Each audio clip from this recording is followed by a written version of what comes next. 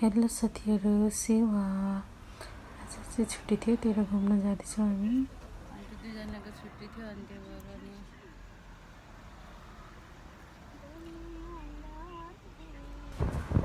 हामी गइरहेको ठाउँ चाहिँ हाम्रो रुमदेखि अलिक टाढो चाहिँ 1 घन्टाभन्दा अलिक बढी लाग्छ होला होइन। हामी चाहिँ जापानिज सेन्पाईसँग जाँदैछौँ। उहाँ चाहिँ एकदमै यासुची हुनुहुन्छ कि एकदमै हेल्पफुल भनौँ न। अनि हामी चाहिँ लगभग पुग्न लागिसक्यौँ, पुग्यौँ भनौँ। हेलो गाइज, हामी चाहिँ आइसक्यौँ।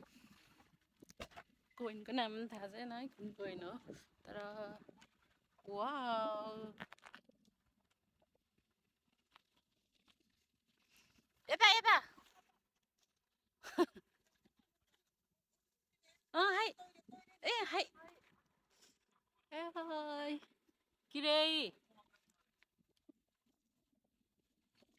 यता आउनु न।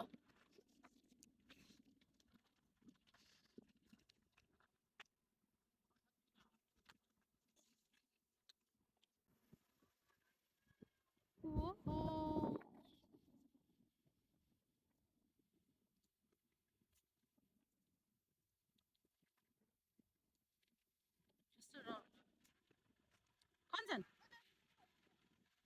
यता नि खिच्नु। यहाँको भ्यू चाहिँ एकदमै बवाल के, कति राम्रो। टक्क होइन, होलिडेमा चाहिँ यहाँ एकचोटि जानै पर्छ। यो ओकिनावामा जो हुनुहुन्छ तपाईँहरू एकचोटि यहाँ जानु होला। यस्तो बवाल ठाउँ छ नि। यो कोइनको यो सान कोइन नाम आए कोइन नाम आए चिने मिसाकी कोइन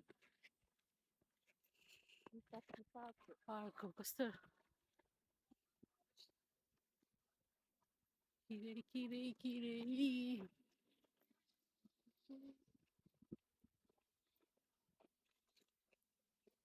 यो कालो चस्मा लगाएर चाहिँ अलिक देखेन क्या, हरियो त्यो फल्दिएको कस्तो राम्रो।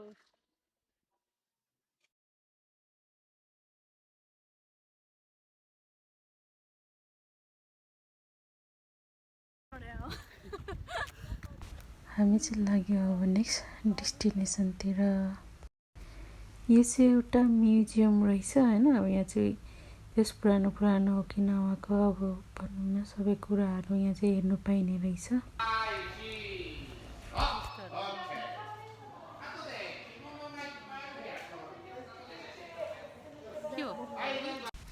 भित्र चाहिँ खै ढुङ्गाले बनेको केहरू छ अरे कि, अनि हामी चाहिँ त्यही हेर्न जाँदैछौँ। के हो हामीलाई यहाँ चाहिँ सेम क्या पोखराको त के गुम्बा गुफाहरू छ नि, त्यस्तै के सेम हेर्नु न। यो जमिन निस्केर अब हामी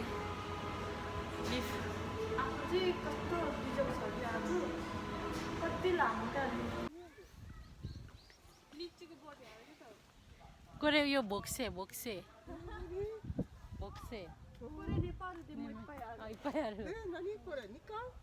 निकान जना कुत्ते कोरे वा चिगाउ कोरे आमाई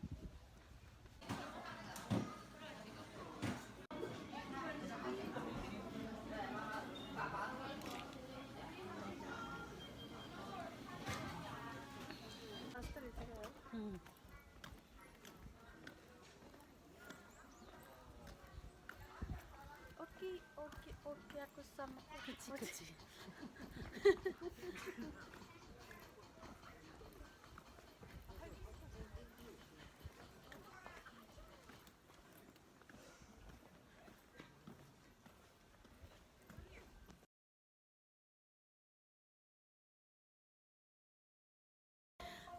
हामी चाहिँ फाइनली यहाँबाट एक्जिट भयौँ। यत्रो ठुलो रहेछ, बाफ्रे 2 घन्टा त हामी यहीँनेरि हरायौँ।